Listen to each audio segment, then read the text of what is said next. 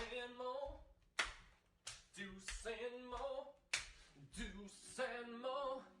They tell you what they know. Do it for Deuce and Mo, Deuce and Mo. Hey, do it for Deuce and Mo. When it comes to the Kings, it's my favorite show. Do it for Deuce and Mo, Deuce and Mo. Hey, do it for Deuce and Mo. When it comes to the Kings, big hopes and dreams as we cover our kings. Never cover the kingdom, but we loving our kings. And we covered your prayers as we doing our thing. Big Deuce with the pod, Lil Mo on the screen. Solo or together, still do it for team. Never switch up for $1 or revenue stream. So we always got each other, balance out the beam. Deuce and Mo, and that's the end of the theme song. Do it for Deuce and Mo, Deuce and Mo. Hey, do it for Deuce and Mo. are live! Happy Friday night. Better late than never. We are back in Sacramento after driving down I-80, venting about the Kings for about 90 minutes. How are we doing on a Friday? What up, Deuce? Hey. Hey, Morgan. Venting. I'm rooting for y'all. Yeah. But how about those 5 and 15 Kings? Let's go, Kings. I appreciate the basketball sickos who are here hanging out with us late as we talk some hoops. What went down tonight in Utah? Oh, by the way, the NBA Cup is set. I'm juiced for the NBA Cup. And breaking news, the Kings did not make it. Breaking Shit. news. Yeah. Shit. Unfortunately, they did not. I hope all you guys had a good turkey day. Oh, yeah. Hopefully you guys ate a lot, felt good, had some good family time. If you don't have family, hopefully you had some good time to yourself, whatever your circumstances. Everyone's got different things going on. If you don't celebrate it, whatever. Hope you had a good Thursday. Yeah. Did I cover all the bases there? I think I did. Yep, good. Give me a hell yeah. Good job. Appreciate everyone being here. If you've not done it yet, the biggest thing you can do to help our channel grow, hit the thumbs up, subscribe, and make sure to comment after the show too. Shout out to the basketball sickos. We got the family in the house. We got Key Kings. What's up, Patrick, the baby daddy? What's up, Jay? Banta, Ignacio, Berga. Relax into the black is here. What's up, Digital Henry, Jesse, James, even you, Wes, even you. Appreciate everyone for being here tonight. Thanks, everybody. Hi, Mo. Hi. You have no water, I know. no anything. You're just gonna Yeah. go into this dry. Yeah. I'm good. That's insane. I don't do anything without water. We know. And you still. I'm like, it's a shame I don't even know the kid's name off the top of my head right now from Home Alone, Macaulay Culkin's brother. Why in the should you movie. know his name off the top of your head? Because I've seen the movie no less than 8,000 But times. how often do they Home say his Alone. name? No, I know it, and it's going to make me mad. Fuller. Fuller? God. I'm like Fuller at night. That's a dumb where I name. just drink a lot of like water or sparkling waters, and then I have to pee the bed. That's probably Except- not a good idea. And you like he's a kid in a movie. You're an adult in real life, and you haven't figured that one Fuller out. wets the bed because he drinks all the Pepsi. Yeah. Do you wet your bed? No, but sometimes I feel like I'm going to. Anyway. What's up, people? You never know where we're going to go. I know Control Kevin that. Ignacio. I'm not saying the star of the movie. I'm talking about Fuller. Fuller? Go easy on the Pepsi. Thank you, dude. Go easy on the Pepsi. Hell yeah. All right, Morgan Reagan, you want to just dive into this bad boy since we're starting this way late? Yeah. And I don't want to hear, just so you know, we could have started this in San Francisco. Morgan said, go back to Sacramento. I said, it's going to be late. It's fine. So just note that when, I don't know, we're 30 minutes in, she's going, 30 minutes in. That's never the case. okay. When wrap have it I up. done that ever? Do you like my shirt, by the way? No. And when have I ever done that? And that's when you Yeah. deflect and you look for something else. You do it a lot. Who ate all the cheese pizza? Dude, I'm going to watch Home Alone tonight, I think, after this. Okay. Maybe I'll just have it on in the background while we do this. Are you like already delirious? No, I'm in the I'm in the Christmas spirit. And so are the Kings giving away games left and right, huh? Give me a hell That's yeah. funny. All right. Deuce and Mo. We're coming down. Mid-sip. In 3, 2, 1. Hit my music. Deuce and Mo. Deuce and Mo. Deuce and Mo. They tell you what they know. Deuce and Mo. Deuce and Mo. Deuce and Mo. The podcast that you know. Basketball Sickos Unites. Welcome into the Deuce and Mo podcast. We are recording this live on a Friday night. Yeah. Late nights. We were at the NBC studios, drove back to Sacramento. I don't know. It's well after 11 p.m. Pacific time as we talk Kings Jazz. Good drive time, though. You know, Great drive after time. a 6:30 start. And a combined, I want to say 40 plus 32, 72 free throws in this game tonight, by the way. 72 free Really? throws. Anyway, Sacramento was taking on a Utah Jazz team that lost 4 in a row, but they had been in some games. Sacramento coming off that ugly first quarter against Phoenix. They tried to rally, but they didn't beat the Suns. How are they going to respond tonight? First quarter was a little better. They still allowed 30 points, only down 3, but the Utah Jazz were too much. Kings had trouble defending them, and Utah ends up winning this game 128-119. A little misleading with the 119. The score was a little weird at the end. Yeah. Sacramento had like 101 points with how many minutes to play? Just like a couple of minutes to play in this 250? game. Put it this way. Here's how we could talk about tonight. Maxime Renaud finished with 19 points off the bench in 21 minutes. He scored 13 points in the final minute 22 of this game. Yeah. I mean, Very Yeah. weird game. Kings fall to 5-15 with the loss, and that is a bit of Kings history. This podcast is presented by our friends here at Sentivo Vineyards and Winery. I'm Deuce Mason. That's Morgan Reagan. How you doing, Mo? I'm good. What's the Kings' history? Well, they join a company of teams in Kings history who have started the season 5-15 after 20 games. 1990-91, they started 5-15, Okay. finished with 25 wins. Oh. In 1993-94, that season, they started 5-15, finished with 28 wins. Okay. In 2008-2009, they started 5-15, finished with 17 wins. And in 2010-2011, they started 5-15 and had 24 wins. Sacramento through 20 games, 5-15. So just beat 17. Sure. Be the worst in that. That's a good point. Thank you. Yeah, 17 was a low mark for Mm. the Sacramento Kings. That's So, awful. That's awful. We got to talk about tonight's game first. Then we try to big picture the 20 games in, and I know that kind of all blends together. But this one tonight, Morgan, the good Mm-hmm. Keegan Murray. Levine got it going. Maxime got big minutes. Mhm. Those are my good. I know we're Yeah. going to go dive deeper in the Keegan element. I know. But I look at this game against Utah, and they did not feel Sacramento at No, all. no. And that's the thing. You just talked about it, though. Max it was progress, big minutes. Yay. Love that. Want to see that for the young guys, something we've been asking for.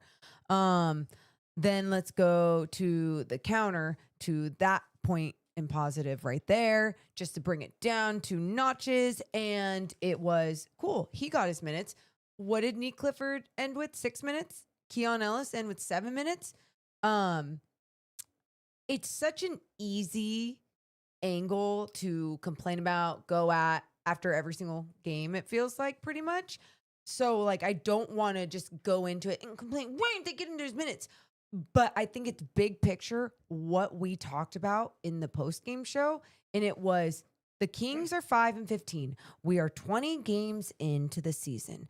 A lot of times we like to analyze what a team is after 20 to 25 wins, right? That is like the span. And what we are seeing at 20 games, I meant 20 games. What we were seeing at 20 games for the Sacramento Kings, we have no definition, identity, all these different things. You keep going with playing the veteran guys and this lineup, whatever it is, and not giving Neek or Keon or even, I mean, hell, even Devin Carter, Yeah. who seriously could give so much more on the defensive end at times. Like, just where can you sprinkle in these minutes? What is happening is not translating into W's. So why can't there be a shift is where I think we are at right now when we see that little angle right there. Yeah. And you're right. A lot of people look at that 20 to 25 game mark as like a mark for a coach to look at it and go, yeah, this is kind of who you are. From Sacramento's perspective, to be fair, they started the season without Keegan and Sabonis has been out. Those two haven't even played together. So I think that's part of it. But I personally take a step back and go, before the season, the flaws that we thought this team would have are pretty much the flaws that we're seeing now. The concerns that we had before the season are the concerns with the team that we're having now when it comes to rotations and minutes played. And this is what happens when you have a veteran-laden group. And I'm with you on it because, yes, the minutes thing is such like an easy thing that everyone loves to do, no matter if you're rooting on a team that is really good or whatever. It's like, oh, what can we dissect? But just being real, they're 5-15. They're in a tough Western Conference. It doesn't really look like anything's going to turn around. Why? Because the roster construction is what it is at this point. It is weird, right? A lot of guards, not a lot of size, not a lot of margin for error, not enough spacing. They don't shoot enough threes, bad spacing. It's hard to have a functional offense consistently when you don't get stops. And, oh, by the way, you're not a good rebounding team. And then when you do look at like your best, it's because you're getting stops or the other team's missing. Yes. And you're getting up and down the floor or you're forcing turnovers. When you're not doing that and you're in the half court, it gets sticky because you got a lot of offensive minded players who are like score first guys. It gets stagnant, not a lot of ball movement. We've seen this. I mean, that's what we have seen this year. They're 5-15. Yeah. And it's I think we got to a frustrating point too. I know for me, like my expectation going into every single game, especially after the way that they lost to Memphis, is like, oh, they're really just not a good team. It doesn't matter what individuals are on this squad. I mean, you just said it, even on the offensive end, you have these score first guys that can't even get into this flow of like, how do we connect and utilize everyone as an offense? And it's fine. They're all miscast, like on this roster. Whoever gets traded this year to other teams, everyone's gonna be like, why are they playing so good there? Because it's gonna make more sense. The roster and whatever piece that they are on that team is going to make more sense. Whatever it is here in Sacramento, it just doesn't make sense. And Sacramento and Scott Perry hasn't been able to build that and put that together. I mean, he's been in this job since like middle of the summer, whatever it is. So yeah, it's and some of it may not change until there are trades made, and the December 15th window is always what people look at, because those are when certain contracts that were signed over the offseason are able to be traded, and that kind of opens up the markets. And who knows, there's a lot of weird teams right now that could be looking to make moves earlier than normal. But December 15th isn't like that's the only day you can make a trade. That's usually when it starts kind of popping off a little bit. Yeah. I mean, you could make a trade now if you wanted to, but not a lot of teams are like lining up to make trades late November. Usually this stuff happens in like January, February. Right. But what's so great is that now we are seeing it's great and not great, is that there are other shitty teams around the NBA that could be looking to make a move sooner rather than later. Yeah. So there has to be some patience there with the movement. But one thing you can control maybe at this point, not maybe, you can, is the minutes. Yes. And a couple of things. DeMar DeRozan played 36 minutes in this game tonight. You got to dial it down. And I know these are not easy things to do with a veteran, but take that down 6 minutes to 30? Yeah. To 28, 29? Can you take that down a little bit? Levine played 39 minutes tonight. Levine was productive tonight. This is one of his better games in weeks. It's probably good. You want to get his confidence up. Like, okay, I get it to a certain extent, but even him, if he's not where he needs to be in a game, you can dial those minutes down to like 30-ish, right? Westbrook at 33. This is with Dennis Schroeder out tonight too, right? So you last 2 games. You start looking at those minutes, and even Keegan Murray. I love me some Keegan Murray. We'll spend some time talking about what he did well tonight, because there's a lot. He played 45 minutes tonight. That's not even sustainable for him. You're asking him to defend the best guy pretty much every single game. And oh, by the way, be aggressive offensively. And right now to start 5 games into a season, it's okay at the moment, right? Like you're seeing some great stuff out of him. It's exciting. Is it sustainable for him to be playing over 40 minutes a night every night when he needs to do things offensively, rebound the basketball, and defend the best player? No, it's not. So by knocking those minutes down, you give opportunity to some of the guys you just mentioned right there. And that's what you should be doing. It's something Scott Perry was talking about in the article with The Athletic is we have to get to a point where we start developing the young guys because we need to see what they can do. When we saw Doug have some trust with some of these younger guys when they were in the second unit and they came in, they're down to Atlanta or whatever, and you name that team that they were down in the first quarter, and then the second unit comes in and they brought a little spark, a different type of energy. And it felt like, okay, you can trust that. You can go with that. And I think Doug is still, as a new coach, like trying to figure that out sometimes, but he's also like, he's such a competitor. He's trying to do what a coach is trying to do in the league, and that's just to win a basketball game, right? And I want to mention that really quick about winning right now because I saw someone in the chat, Greg, he said, so I get obviously on the broadcast you have to want us to win, but do you all support the tank at all? Trust me, I want a good Kings team, but you can't ignore how good the top of the draft is. So just 2 things to this as we continue talking about the Kings, Doug trying to get wins and everything. Greg, what we say on the broadcast is what we say here. It's what we feel everywhere, which is so great. Like we are so lucky to be able to talk completely freely about how we feel honestly and everything. And it's like, even when we talk about the Kings on the broadcast, it's not that I sit here ever and I go, I want to watch this team lose. And I understand. We've been watching these draft prospects. We understand what is there, but this team is going to lose anyway. It's just not a good enough team in the NBA. So I don't need to wish for them to lose. I don't need to wish for them to win. Now, when it comes to Doug, though, I think for him right now, what we're seeing at the end of games when he's trying to play some of these guys, he's like trying to do anything he can to pull out the W because that's his job. That's what he needs to do. But I think at the same time, if he trusted some of the younger guys throughout the process, that not only would they develop right in front of our face, but it would actually end up being maybe translated into more W's. It's good for them. And it doesn't mean, by the way, and that's where like some people who want them to go hardcore tanking, they want them to sit all the vets now and just play the young guys. And it's like, well, it's just not realistic. Okay. It's late November. We're going toward December. Big picture wise, they're trying to move some of these guys, right? And they need to play and they're not just going to go that route. Will they at some point, like if they were stuck with a couple of these vets post deadline and they're awful? Yeah, I imagine you'd start seeing that, but we're not there yet. Still getting them minutes, even if Nick Clifford's not perfect, and he's not going to be perfect out there. Hell, great example tonight. Maxime Reynaud was not perfect out there. Maxime Reynaud ended up, if you just look at the box score, you go, man, 19 points in 21 minutes. What a night he had. Oh my God. I'm so excited for him to like just feel get that experience and play 21 minutes of NBA basketball.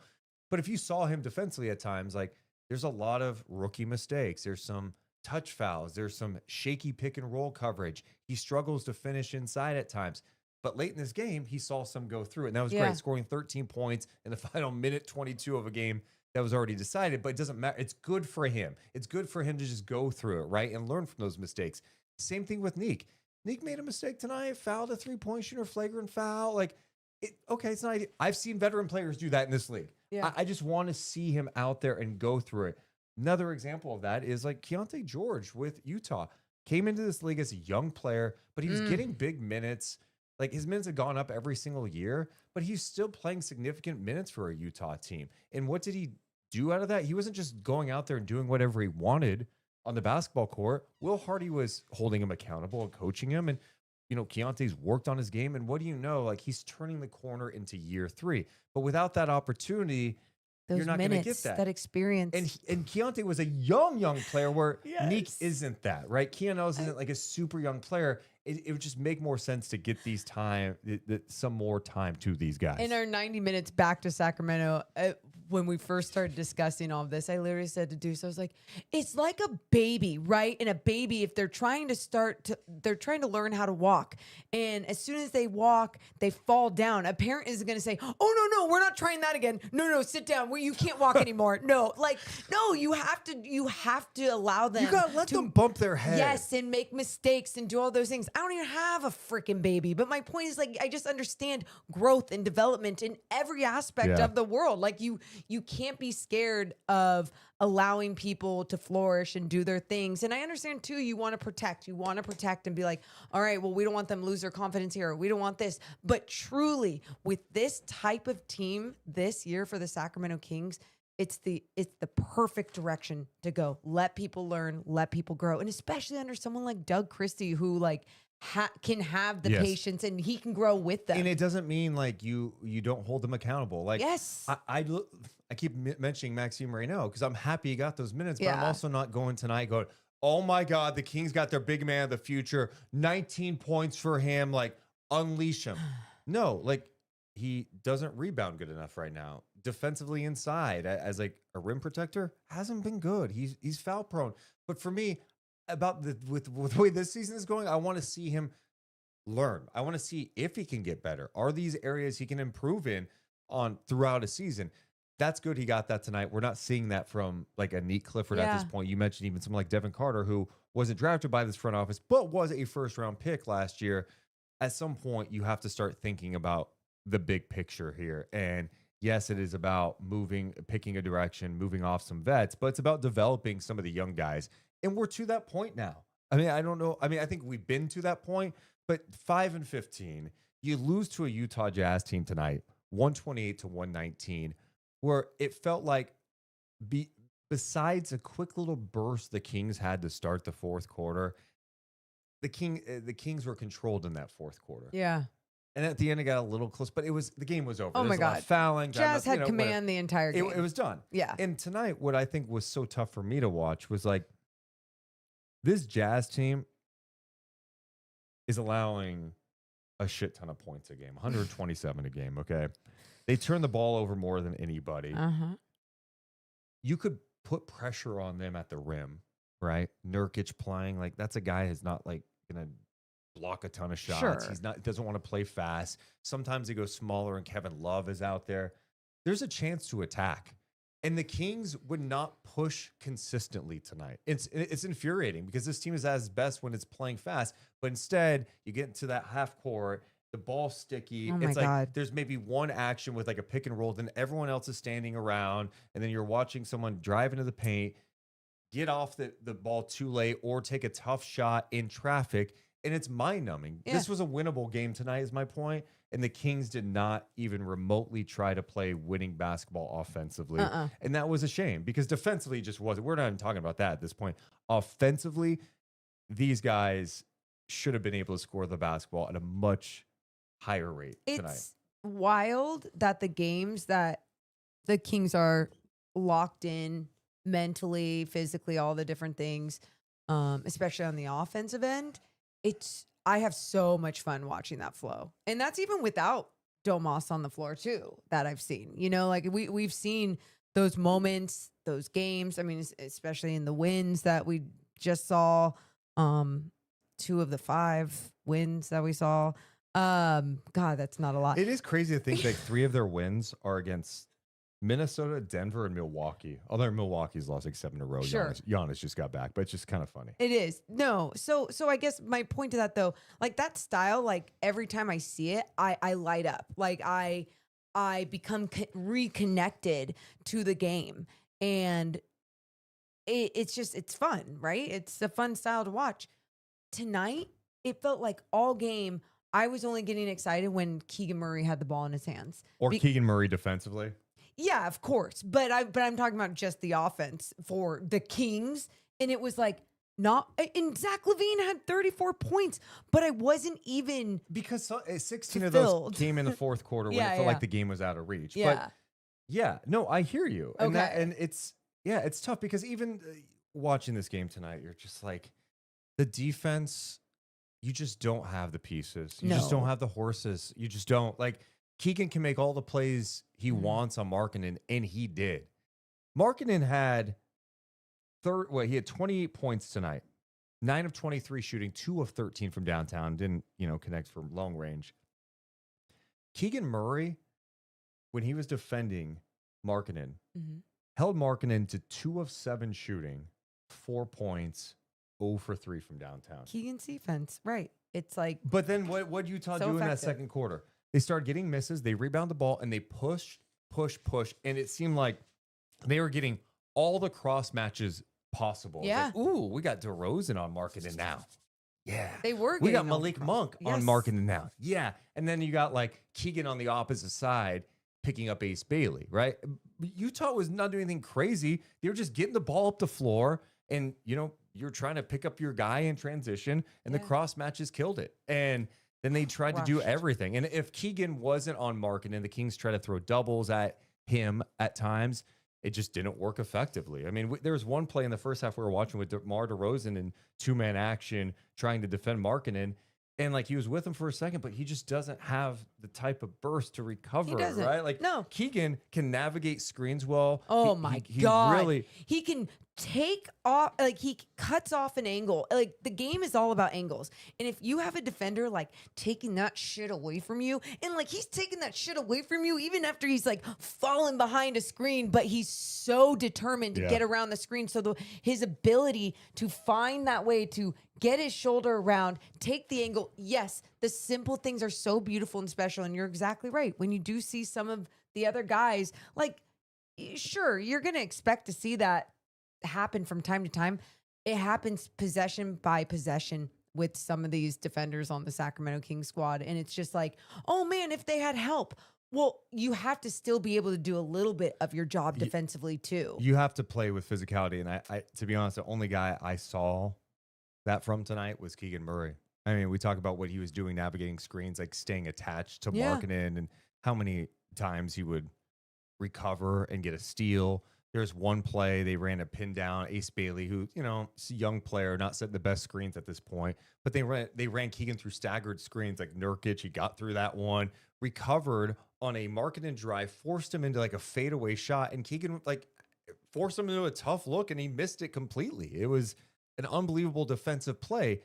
But besides that, even when Markkanen didn't have the ball, Keegan was knocking him, pushing him. You just saw them, and you don't see that from really anyone else, especially the veterans on this Kings roster. And it takes a lot of goddamn energy when you're doing that. And that's why Deuce points out the 45 minutes. When he pointed that out to me at first, like when the game was ending and we were about to do the post-game show, I was like, yeah, screw it. I want to see Keegan play him. And he's like, no, but the point is like, it's going to run him to the ground because of what he is doing in his 45. It's not like he's just playing a game. He's playing on both sides of the ball, and he's playing every single minute, possession, second out there on the floor, making an impact, whether it's just bumping someone or, like we say, navigating a screen or being explosive with the ball in his hand and getting into the paint, whatever it is. It's like, yeah, it's difficult to do. I'm glad that he's getting the opportunities to do it. Did you think I was about to hit you or something? You like flinched when I moved my hand. When? Just now. You're just like backed No, up. I would have beat your ass. Okay. What? Relax a little bit here. What? Do you know what happened to my soul tonight? No. When I saw a jump ball situation, the Jazz won it. And Kevin Love. Oh, God. Not 23-year-old Kevin Love. No. Not chunk Kevin Love. No, gray, Not silver fox. Kevin Love in Cleveland. We're talking about, Kevin Love, reminder, he plays for the Utah Jazz. Yeah. Hey, by the way, Hottie McHotterson. handsome dude. Like he is glow up material, bottle of fine wine, like the grays. Yeah. That's where we have a lot in common, me and because we had our glow ups. You know? It's like if you looked at us, when he was young, I was young, it's like, whoa, okay. Are you guys the same age? He's got like 10 years on me. Anyway, so the jump ball situation. Yeah. I saw Kevin Love beat the Kings down. He beat DeMar DeRozan down the floor for a bucket. Do you know what that did to my soul? Crushed I did it? not think I would watch an NBA game, any NBA game, where I see Kevin Love beating anyone down the floor. Usually he's the one throwing the awesome outlet, like all the way. You're like, oh my God, that was Yes, that cutie. to the person No, running the floor. Kevin yes. Love turned on the fucking jets. And I'm like, what? How did that happen? It's good. Well, sometimes when you're playing against slower guys or guys your age, like you can find a burst of energy. And it's like, he's not, what, how many minutes is he even averaging this season? Like tonight he played 17 minutes. He didn't play last game. Okay. He's not really like a factor for them. And by the way, this is not shade at Kevin Love. No. Okay? Oh God, no. Big Kevin Love guy. I like Kevin Love. We love Kevin Love. But well, we have standards here. Yeah, and when he's dropping 9 points and grabbing 7 rebounds and running the floor like that. I didn't even read his stat sheet. He had 9 and 7 in 17 minutes. Yeah. And it was easy. He knocked down 2 threes. 2 threes. One, he got Max on like it was like a typical rookie move, dude, where he just like on the perimeter got Max committed. Max, you don't leave your feet on the 3. You're a big man. Put your hands up. I know. Put your hand up. It was even Kevin Love was just like smiling out there, and everyone's like, "Yeah, you're hot. Stop smiling." Come on. Yeah, tough. It was really tough. No, and you're right. That was soul crushing. However you want to define that. Yes, that was like I can't take this. But that is what we look at with the Sacramento Kings. And I said this last podcast, and this is consistent, okay? The other thing, we're 20 games in, so we're having these bigger conversations about this. The other thing is they're just old. They've got an older roster. And look at the old teams in the NBA right now. Warriors, Clippers, and Kings. They're all big time flawed. And people go, but what about the talent? They're so talented. The talent. This is a young man's game nowadays. Everyone's playing fast. Everyone's getting up and down the floor. And if you don't have the speed or the versatility or the size or the depth, you're night-night. Good night. Night-night. So not only are you an older team, your old guys are playing a lot of minutes. A lot of minutes. That's problematic. So it's tough right now. I mean, it's so 20 games in. That's the ultimate thing, is where we're at with all this, though. Is that like, when is that shift coming? You mentioned it. Scott Perry was talking to The Athletic, like, this is what we need to do. They've been talking about it all season long. If guys aren't going to give us what we need them to give us, then we're going to put those guys out there. We've heard all these things, and I think we're all just at this point where it's not even about benching DeMar DeRozan or Zach LaVine or any of these guys. It's dialing down the minutes. All. And, I mean, the big picture is you need to move off some of these guys as soon as you can. But I mean, it's easier said than done. I mean, the other team has to agree to things too, right? You have to be aggressive, and the other team has to agree to it. But you can dial down the minutes. You could do that as soon as, I don't know, Sunday against Memphis. And it still allows those vets to play, but it allows you to start seeing what you have in some of these young guys. Because I go back to this. Doug has been asked, I think Michelle Dapper over at KCRA asked him last game, hey, you're 19 games in, like, what's the identity? And anytime Doug is asked that, he answers it like, oh, the identity is defense, this. And I'm like, no. That's what you want. Well, I understand what you want the identity to be. That's not the identity you're playing with. And so if it is, the identity you want to play with is you want to be defending, picking up, multiple efforts, offensively sharing the ball, playing with pace, getting up and down, all those things. Name them. Well, you're not doing those things consistently. So why not shift to, like you had mentioned earlier, the young guys who I think are more that style? Like Keegan is more like a willing passer. Right? Neat Clifford has shown that to me. He had a beautiful pass today in transition where he little skip pass to the corner to Keegan, got him a great look. And moments to do that. Malik Monk brings a different spark and energy. And it's like we said too earlier, why is Keon Ellis in his 7 minutes on the floor playing as the primary point guard? Is that when Malik Monk is out there? Is that just to put him in catch and shoot situations? I feel like Malik Monk could be the one with the handles, like making shit happen. I think that's an interesting one right there. Just a little. That's a shift. Yeah, ideally, you'd want to see, all right, how does Keon handle this? I mean, I look at that as a developmental Okay. opportunity. But with that said, like, play to your strengths sometimes. Like, Utah was pressuring Keon Ellis right away, and they had some bad fouls earlier. Like, what are you doing? But they were pressuring him a lot. Yeah. You're right. Put the ball in Malik's hands. And I also think, like, Malik, I want him in catch and shoot opportunities to play off ball too. But I also like when you're trying to get back into a game and bring a little life to it, put the ball in his hands and let him get downhill, get into the paint. And he's usually one of those guys that's good at getting off of it, right? Like, and getting the ball moving around, where some of the guys don't do that consistently. Yeah. So no, I mean, look, every matchup in this league is going to be different, a challenge. All like, you just don't know what you're going to expect every night. What? That local guy in the chat, appreciate him being here, says Neek needs more on-ball reps. I agree with that. Yeah. And we've seen the glimpses, like in the preseason. Oh my God. In the summer league. Yeah. And you saw it last year in college too. You're like, oh my God. He can play make. He has vision. He has feel, instinct. And it doesn't mean that he won't fuck up every once in a while. Right. But this is part of it. This is part of what he has to go through. So Baby got to walk.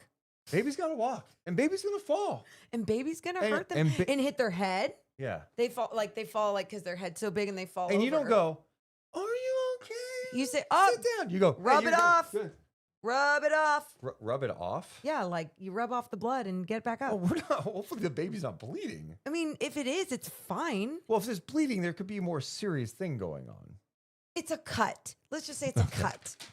I got your point. Appreciate all the Get basketball sickos for being here. If you have not done it yet, hit the thumbs up and subscribe. All it does is help our channel grow. We appreciate all the comments pouring in. I'll have to try to get to some of them. Okay, Wes, I'm not reading that. What? No. Sacramento is like a hospice. No, I'm not. And reading I saw that. other shady things throughout. I saw people talking Zoolander, and when you were quoting though, it was funny. I will say that. Very funny. Felix in the chat says, dude, the freaking Utah Jazz scored 130 on our heads. WTF. Just to be fair, 128. Yeah, Utah too. Like, I'm not trying to gas them up, okay? They're still a team that's figuring out, but they had a tough injury with Walker Kessler going down. They, with the win, are 6-12. So they played fewer games in Sacramento. Kings are 5-15. They're 6-12. They, coming into the night, had lost 4 in a row, but like, they were in some games. They were in it with the Warriors for a minute. The crazy one was the game, I think, of last week against Oklahoma City, where they were up 18, which against Oklahoma City, it's like, what's that even mean? And then OKC just destroyed them in like the final few minutes of the third into the fourth quarter and dominated that game. My point is, they have shown more competitiveness. And if you're a Utah Jazz fan right now, even if you're not like sold that Markkanen's going to be there long term and they may like trade him finally, whatever. Yeah.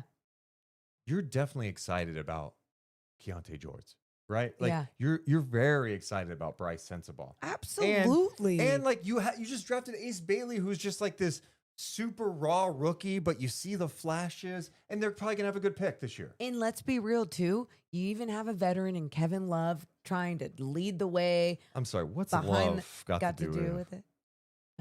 Got to do. Also, someone just mentioned this too. Jay says, because it's so true, Mo mixing Shake It Off and rub some dirt on it. It's so that's true. what I rub it off. I was like, why never heard that in my life. It wasn't for sure computing, That is but fun. And I couldn't figure out what the hell she was saying, and you nailed it. and I knew it was like a mixture, and I was like, whatever, tell the kid that. It's just a stupid baby. He's not gonna know. Oh man. Oh my God. Oh, I know. I want to look at. I guess I can look at my notes real fast. I just want to make sure there was not anything I missed about tonight's. Oh dear God! Beautiful please. game in Salt Lake City. No. I know. Also, NBA. The one thing I hate this league's transition, where What? look, I understand people are being more aggressive to try to get steals. Teams are doing that more often. OKC's been doing that, so you're just gonna see more fouls. But I cannot tell you as a basketball fan how much I despise seeing 70 free throws in a basketball game. It's not fun. The final, it was 2 hours and 23 minutes tonight. Yeah, and that again just needs to be even 10 minutes shorter. Yeah, just 10 minutes shorter. I know what we should talk about with this game. I mean, we kind of hit on it a little bit, but with Keegan Murray, breaking news at this hour. He's our butcher and barrel player of the game. Might as well make him the player of the goddamn year at this point. For the 4th consecutive game, yeah, I'm doing it. Keegan Murray, 23 points, 10 rebounds, 3 steals, 9 of 18 shooting in 44 minutes, held Markkanen to 4 points on 2 of 7 shooting. He's our butcher and barrel player of the game. Oh my God, for the 4th time in a row. And make sure you head over to Butcher and Barrel. It's right across from Golden One Center. And what's so great too is that they've just been winning a whole bunch of Best in Sacramento awards, golds, mostly golds, like 1 silver and something. And so, yeah, they're just getting recognized for being great. Their food is amazing. Their people are amazing. But you can also go on game days, and they have a game day deal, $38 for a Wagyu burger, a shot, and a beer before you go to a Kings game. Give me a hell yeah. Hell yeah. So Keegan Murray, our butcher and barrel player of the game. We're seeing Keegan play now with his 5th game. Yeah. I'm enjoying it a lot. And he hasn't found the 3-point stroke yet. No. I want to see some fall. But he He's hit 1 of 1 6 tonight? Yeah, 1 of 6 tonight, but got some good looks. But it is crazy how different he looks offensively this year. He ends up tonight, as I mentioned, with the 23 points. He had 10 rebounds, 3 steals. He also had a block, 9 of 18 shooting, 4-4 from the free throw line. So much more confident offensively. Yeah. Like you could just tell he worked on handling the basketball, his shot creation. He's doing it at all levels. He's attacking. Like he had one in transition where it's like, no, I'm pushing this ball. I see Kevin Love down there. I'm going up and scoring it. He dribbles with authority. Like the way that he put, whether it's pushing downhill or just like even in a cross, there's so much intention to it every single time. And then he's going through people's chests. That's the confidence right there. It's like, oh, I've put in the work with my strength. I know what I can do. But you mentioned this on postgame too. You're like, he knows his strength defensively and offensively. It's like, it's just starting to shine. It's just starting to get there. So once he really realizes that he could back anyone down or, elevate over anyone with his shot or just get in places that he wants to get by the rim, he can do it. Yeah. I mean, even tonight, there was one play, he went ISO and he was like, you know what? I'm going to try to break this guy down one-on-one. He had a fall away that was short, but it was just like, oh my God, like you wouldn't have done that last year. No. So, I mean, it's not about, that was something else too. I said to Deuce, because we were talking about OKC being 19-1 and being like, man, isn't it crazy that they just get to talk about a win after every single game? Like, what are they even breaking down? Like just there's so much good. And with the Kings, there's definitely a lot more bad, but then it is fun when you are looking for the positive and not to force a positive. It's literally because there are definitely always positives to find. And this to us, I mean, it's definitely been the most consistent one the last couple of games, but has been talking about Keegan Murray and watching him with the ball every single time or watching him on the defensive end every single time. It's exciting to watch. It's just wild growth. I mean, I liked him before because of what he can do defensively, which was on display again tonight. I mean, he plays game-changing defense. Absolutely. And he won't be on the all-defensive team this year. I think he would qualify technically. I forget what the game total would have to be because he missed. Isn't it like 64?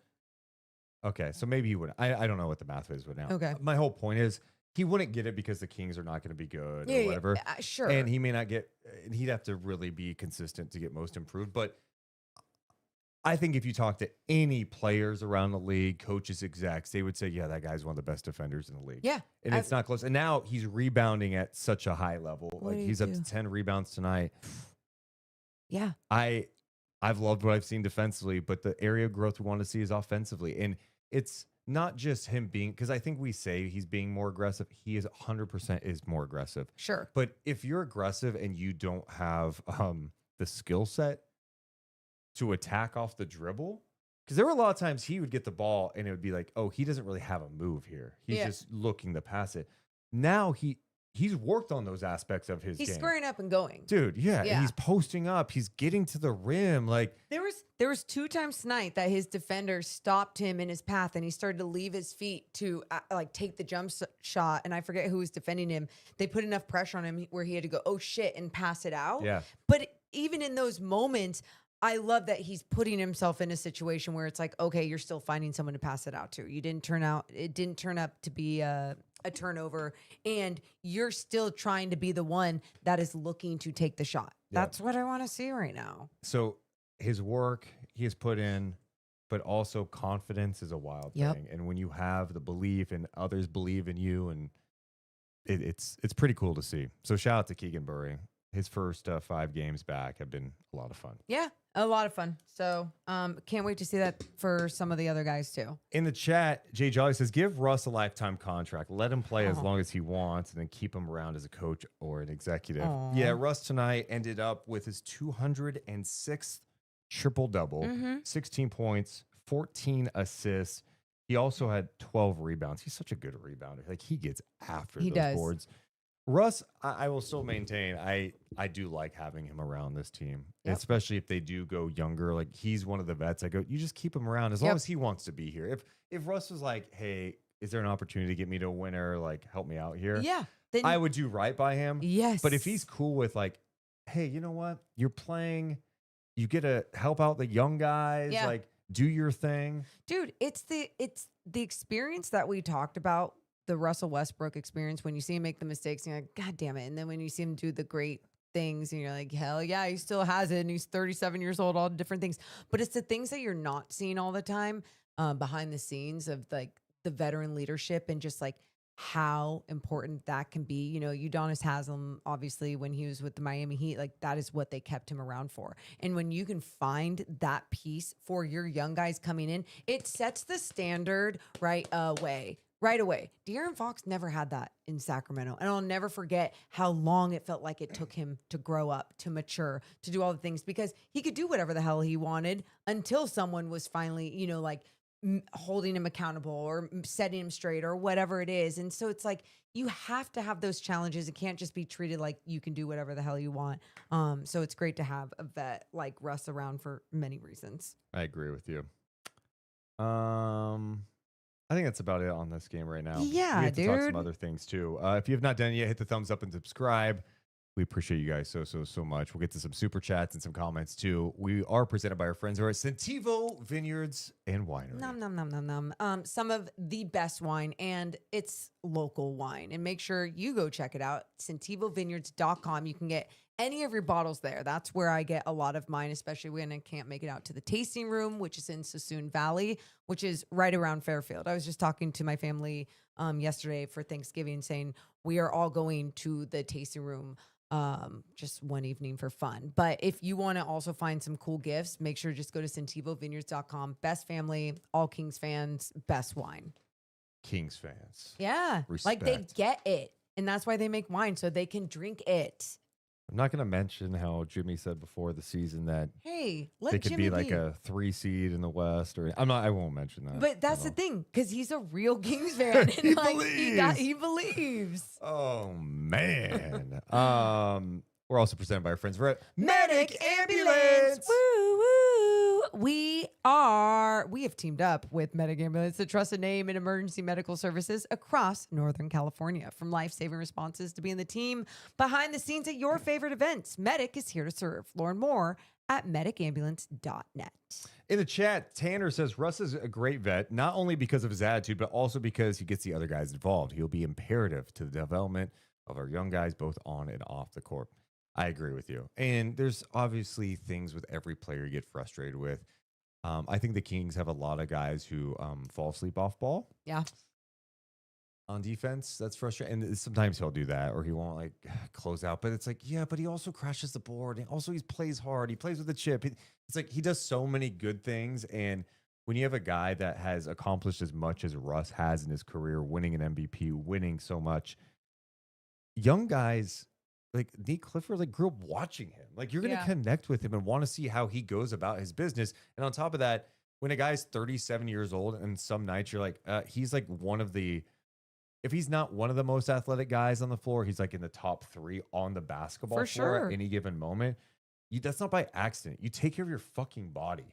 All right, like that's put in the work. That's incredible stuff. Like I Mhm. marvel at some of these older guys in the league where you're like, how do you still move like that? Yeah.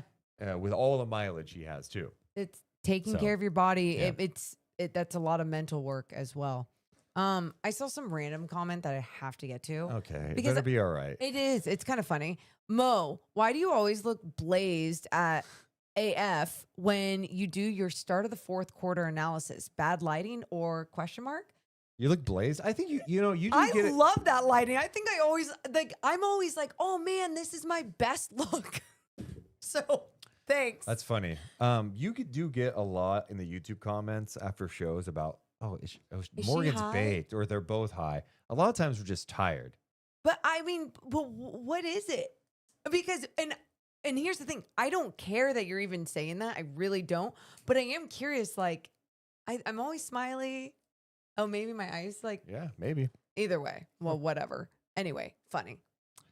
If you have not done it yet, hit the thumbs up and subscribe. Shout out to our guy Wanson in the chat who donates $10 Give me a hell yeah. Thank you. with a super chat saying, "Not playing Clifford more minutes is a developmental sin at this point. You have prime experience minutes in a video game. This is using experience on max level characters, wasted on characters that can't gain." Okay, that's fair. You're saying, yeah, why give minutes, all these minutes to these vets? Yeah. Thanks for the donation. And yeah, Yeah. it's something. I mean, we've literally have been chatting about every single game, but tonight specifically, we're like 20 games in. When's that shift going to be? You know, that's what we kind of question now. Oh, something I did want to double check here. First Yeah. quarter, they were down 30-27. They were not down double digits in the first quarter today, which is great, That is great. is improvement. How about this stat from our producer, Nick, over at NBC, who noted that in 20 games, 20 games this season, the Kings have been down double figures 11 times in the first quarter. That's by far the most. the most in the NBA. And the point differential is last in the NBA in the first quarter. So much better start to the first quarter for Yeah. Sacramento. I mean, hey, game by game, if you're going to see a little bit improvement, I mean, you don't have to get happy about it, but if you're a sicko, you will. You will. Any other Kings thoughts?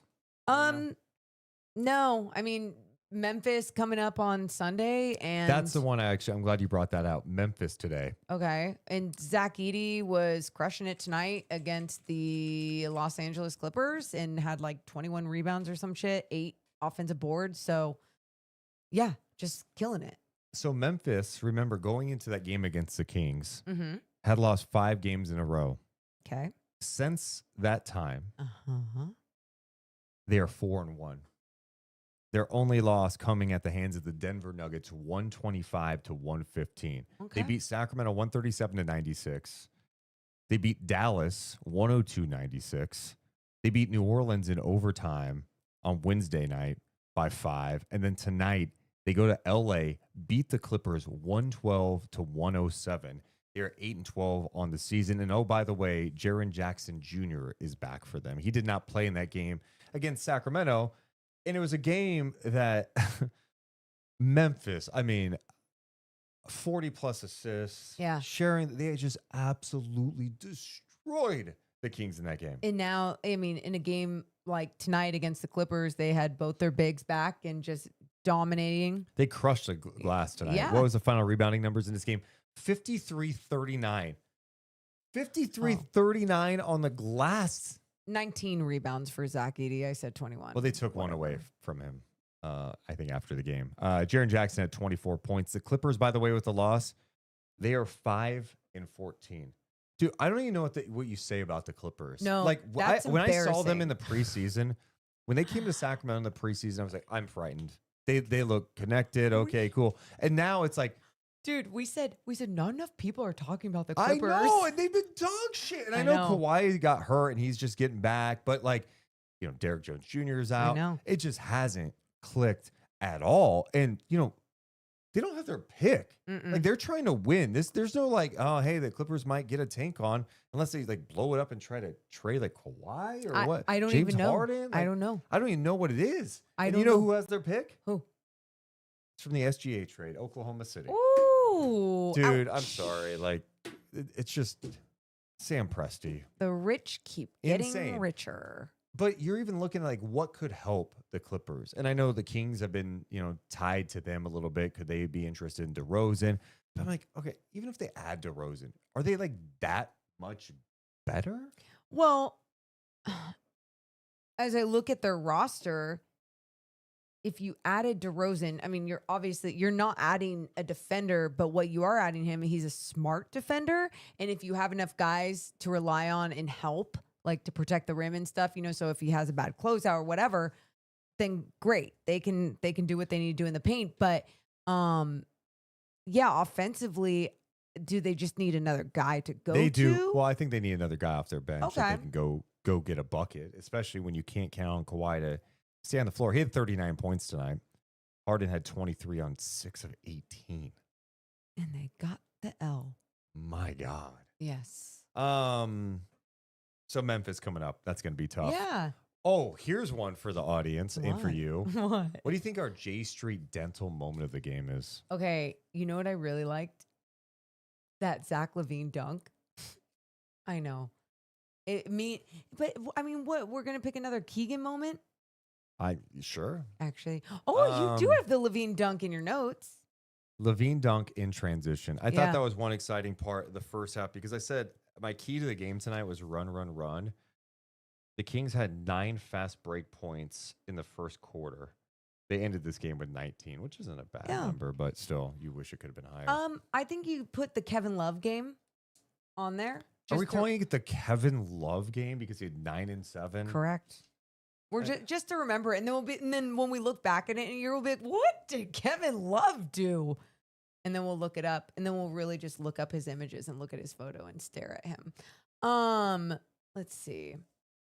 I'm trying to think if there is anything else from this game that I really liked.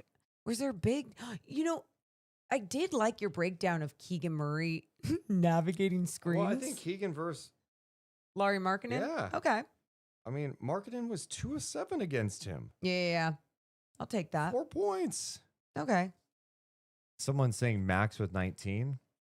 Yeah. Yes. And yes. I think it is kind of, it does tell the story of the game a little bit because 13 of those points came in the final minute. Okay. 22. Or Put it whatever. down. Max. Someone said, 19. I like the Max little shimmy.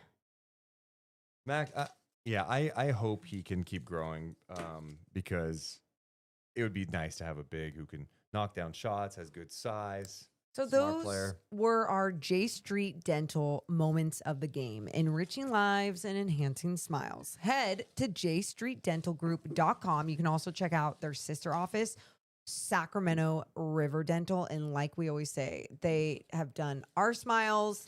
And when I say they've done our smiles, I mean they've done some work on my cavities. They made it fun, and they're all Kings fans. So when I get nervous for a cavity, I just start talking about the Kings, and I'm distracted all over again. So make sure you check them out. They're Great people. awesome. You know, the thing that always makes me laugh about Dennis What? that I've probably said on a podcast before. What? When you got your mouth wide open, they're like, "So how's everything going? No. What do you want me to say? Hey. What? Guess J Street Dental would never. They would never. No, all dentists do. I'm not kidding. They've done it to me like before, and then they're like, "Okay, we're gonna put this in. I know it's gonna be hard." And then so if they say anything, they always go, just give me a yes or no," and I'm like, Okay, yeah, they're great. you sold me on it. I know. Okay. You're welcome. Since they lost, we could go back to our J Street Dental moment jar and pick out a moment from years past to see. It could be good. It could be bad. Do you want me to pick it out? Yeah, you got it. Oh, this one's folded nice. That could be a bad thing. Could be a Origami. good thing, huh? What do you think? Good or bad? What's your prediction? Good or bad? Bad. I mean, it's like a 70-30 chance. We go back to January 22nd, 2024. Okay. Kings, Hawks. Sacramento beat the Hawks 122-107. Hell yeah. Harrison Barnes, 32 points in the game. Damn. Looks like he had 16 at the half. Is that what it was? Okay. Come on, bud. Okay. Gotta. Can't read my writing. I wrote down JaVale McGee got a dunk and a technical. Oh, the probably dunk. because he like He yelled. celebrated. Yeah. I also know that Sabonis had a behind-the-back pass to Keegan Murray for 3. Oh. If we could Turn back time, we would find our way. The good old day. Hey, at least we got a good one, huh? Good old days. Put that one back in. I love that you kissed it. Dude, you got to remember the good times. Never forget. Yep. Oh my God. Wow, how about JC in the chat? Deuce complaining about talking was not on my bingo card. Ooh. Dude, coming at me hard tonight. Couple more super chats. Yeah, Wanson is donating a lot tonight. We appreciate him saying Memphis coming up. That's going to be hard, quoting me. Memphis is not easy for us. Yeah, that's not going to be an easy game. I'm just being real. Like, I respect Memphis. Cedric Coward, good Oh rookie. my God. Love that guy. They play hard. They play together. They move.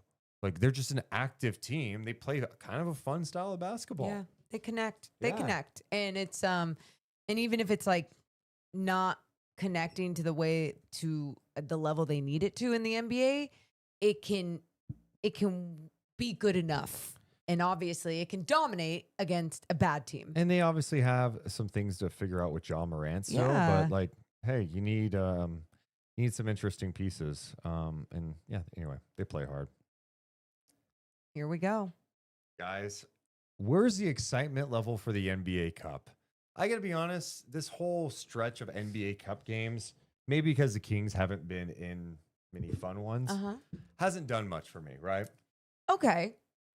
It just doesn't feel like it's big. And one of my biggest tweaks I said that should be made by the league is just do a 2-week, 3-week, whatever period where it's just NBA Cup. NBA Cup. Not like, hey, it's Friday, but on Thanksgiving week, it's actually Tuesday, Wednesday, Friday. No. Make it simple. Yep. It is 3 weeks in the middle of the season. It's NBA Cup. Every game. Every game that's played. Every Yep. game. Anyway, we have made it to the knockout round of the NBA Cup. And I got to be honest, after seeing the matchups, I'm very excited. No, I am. Orlando, Miami. Okay. Miami is one of my favorite teams to watch in the league. Fun, different. I watched them play Orlando in the preseason. I went, dude, Morgan, you remember this? No on-ball screens. Yes, I said recall. they're playing with pace. It's fun. Shout out to Davion Mitchell who's doing his thing. Love dude, it. He's And playing love him. a system that is non-stop. They come at you. It's fun. Orlando, they've been playing some good basketball without Banchero. They look really connected right now. Anthony Black. Oh my God. Yep. Dude. Yep. This has just been, so that to me is just a fun matchup. Okay. Then you've got Knicks Raptors. Shout out Raptors. to the Raptors. Yes. BI. They had a game winner the other night. Yes. Brandon Ingram. Do not get me started. That was a guy that people are like, oh, he can't do this. He can't do that. He can't do this. He can't do that. Would have been a Situation perfect- matters. Situation matters in this league. Yep. All right. Oh, he hits threes now. He takes threes now. Yeah, because the situation and system matters. And he's staying healthy, which is a big thing, too. He wasn't staying healthy in New Orleans, but that Raptors team, long, athletic, they move. They play fast. Mike Brown and his New York Knicks. Yeah. That's interesting. Right? Exactly. Then you've got Phoenix. Okay, taking on OKC. Good luck. Oklahoma City won tonight. Got Jalen Williams back. They've won, 11 in a row. They're now 19-1 on the season. Jeez. And then you've got Spurs, Lakers. That one That's should be fun. intriguing, It yeah. is intriguing. No Victor. Oh, yeah. But no, it's still intriguing too. I mean, for the Lakers, I've been more excited. I know ESPN just like is in love with LeBron James and like they try to put out any like propaganda that they could about LeBron. But it's like Austin Reeves is also on line one. Reeves has been Like, awesome. Let's Luka. highlight also the next generation. Like no one's ever going to forget how great and perfect and amazing LeBron James is at this game. And even at this level, like that it's historic. We get it. They shove it down our freaking throats every single time. Yes. But that roster, it's fun. Spurs. I love it. How about there's this point guard? D.R.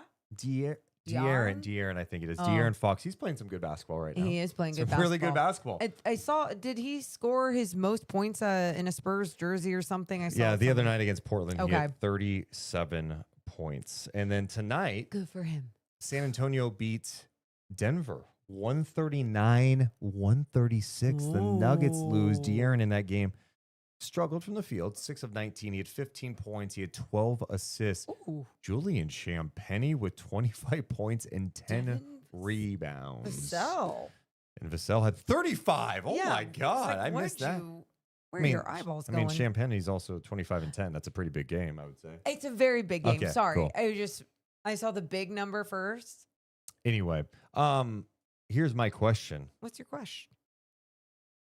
Who do you want to see like in the finals? Because of course you got the East West set up. Okay. What do you want to see and what do you not want to see? Ooh. Well, I hate the Lakers. Like there's a part of me that's like, oh, they're exciting. I want to see them. But nah, I hate the Lakers. So I don't want to see the Lakers. I want to see OKC. And then who for the East? I don't want to see the Knicks because I just don't want to see any former That's Kings what I'm going to coach. say. The worst possible scenario, the one that I would not be able to stomach, but I'd still watch. Knicks Spurs. Knicks Spurs. Yeah. Could you imagine That's a Mike good one. Brown? Ugh, De'Aaron Fox, They're okay. like chatting it up. They're like, oh. What about Spurs Heat? You'd have Davion against De'Aaron though. Would that do anything for him? No. But I'm down. I'm down. I am honestly down for Heat, Raptors. Any of those teams. Yeah, give me Heat. The Magic would be fun in the final. When is Paolo Banchero back? Not sure. Okay. So yeah, let's even just say like, yeah, Miami Heat, OKC, just two teams, two good basketball teams. Yeah, I'm down for that. I would love to see OKC. And I want the East team to beat OKC. I think it would be good for business, good for the league. You beat the champs, and also Oklahoma City. Remember, made it to the final last year and lost to Milwaukee. it'd be good for everyone if OKC lost. It'd be good for their fan base and their crowd. Like lower your life expectations. You're not going to win at everything in life.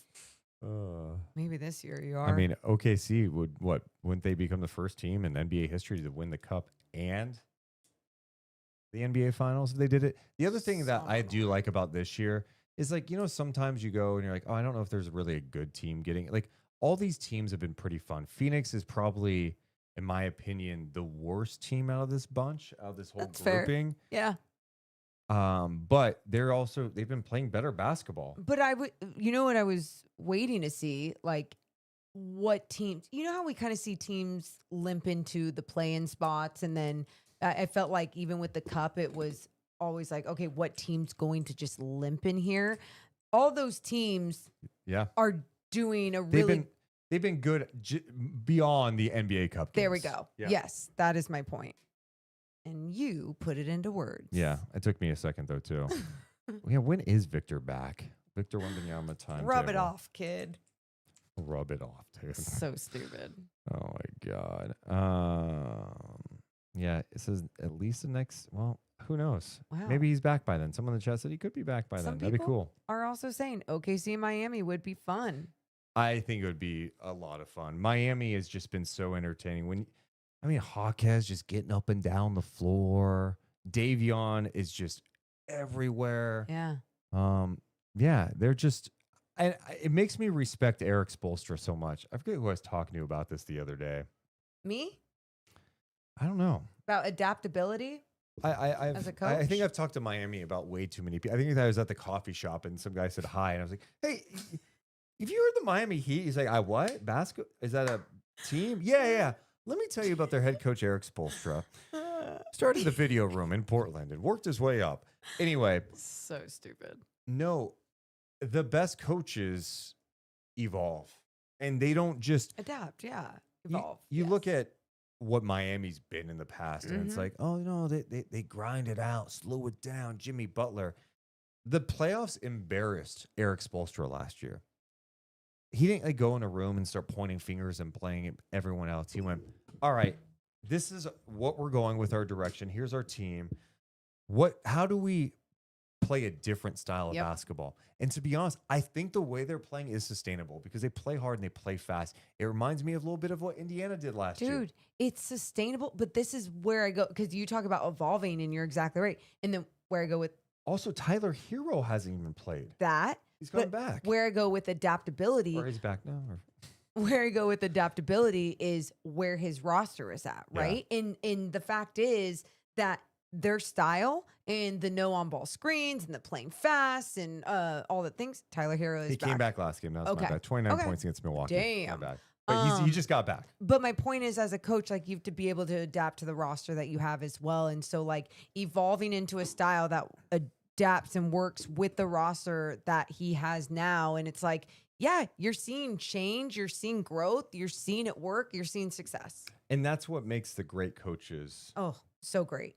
so elite is Yep. their ability to play. They don't just have their system. Now, it doesn't mean they don't have standards and a style in which they believe in, like certain beliefs, like we compete, we do this Yeah. defense.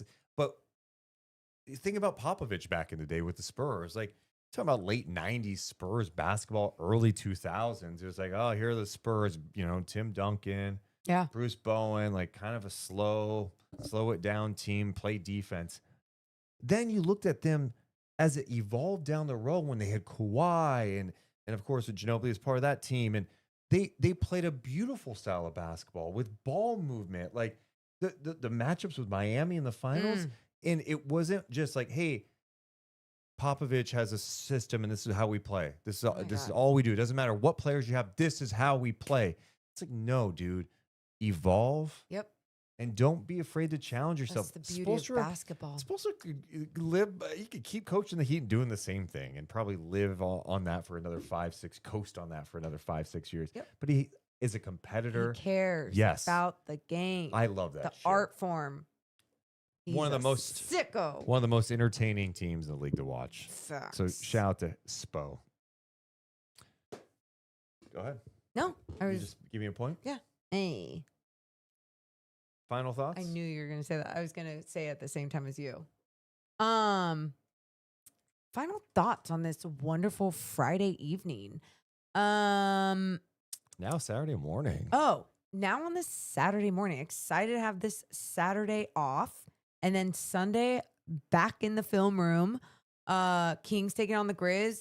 Yeah, look, every single game.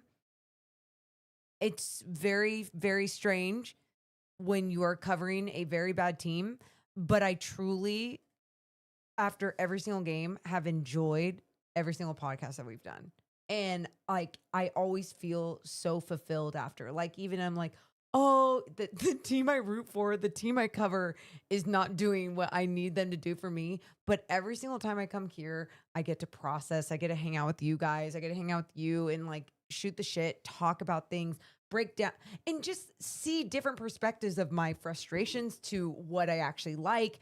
All these different things. I'm just so glad that we can all talk about basketball in this way and respect it the right way. And so I just appreciate all of you. I appreciate you and doing this all with you guys. Getting deep on your final No, thoughts. not even. It's just truly like I'm so thankful for that shit. Yeah, I mean, I just think for me, the way I enjoy talking about basketball is be critical, be fair, but also like have fun, because you're right. It's fun. this year, like, we just went over it. This is now the 5th Kings team in the Sacramento era to start 5-15. So bad. The other ones won 25, 28, 17, and 24 games. Very bad. That's out of an 82 game season. That's rough, Not to say the good. least. But you do have to look for good things that happen. Like what we used to say a lot when the Kings would win. Remember that? Enjoy this journey. That's a good one. Oh. Don't accept in victory So what did you say? what you wouldn't accept in defeat. But the other saying is, there's also some good shit during the bad. Whoa, I didn't know that was part of that quote. There's some good shit even in the bad. And there is still good things that happen, and you have to acknowledge those. It can't just be like, this is the worst ever, the Kings, blah, blah, blah. It's like, and I know some people are going to do that no matter what. Yeah. I'm just talking about for me. Yeah. This is what we enjoy. Is like, Well- I'm going to have fun talking about basketball no matter what. And dear God, Do I hope when I bought this shirt that I'm wearing tonight, which is a 2022-2023 season Kings playoff shirt, I almost didn't buy it.